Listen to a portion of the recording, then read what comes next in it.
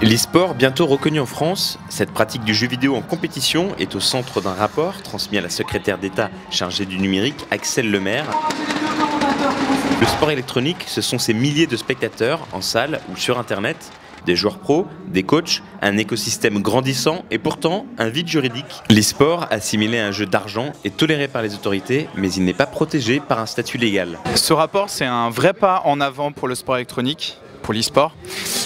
Ça va clarifier le statut légal du sport électronique, qui n'est donc pas un jeu d'argent. C'est quelque chose qui était nécessaire.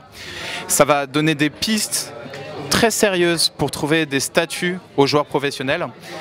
Et ça va permettre, si l'e-sport dépend du ministère de la Jeunesse et des Sports, ce que je souhaite, ce que les parlementaires souhaitent, ce que Axelle Lemaire souhaite, ça va permettre à l'e-sport d'arriver à la télévision. En tant que joueuse professionnelle, depuis des années, j'ai souvent constaté qu'il y avait beaucoup de flou en fait sur notre statut. On ne pouvait pas appeler ça statut, ça n'existe pas, mais on ne savait pas vers quoi se tourner. Donc la plupart des joueurs comme moi sont en auto-entrepreneur et puis ça a ses limites. Il y a un plafond de 32K où il faut mettre les gains de sponsors, les gains de tournois et les rémunérations lorsque la structure paye par mois. Et dans ces cas-là, on atteint vite le plafond et il y a un moment où on se dit on aurait aimé avoir un statut comme les sportifs. On va être dans la qui supporte donc on a Matsé qui vient de faire le Faire sortir l'e-sport de ce flou juridique, c'est l'objectif de ce rapport parlementaire.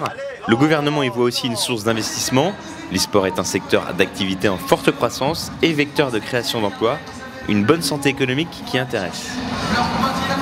On est face à un phénomène de société, des millions de spectateurs de compétitions de jeux vidéo en ligne, des dizaines de milliers de personnes et notamment de jeunes qui s'impliquent avec un talent, un dynamisme, un engouement, un esprit sportif vraiment remarquable.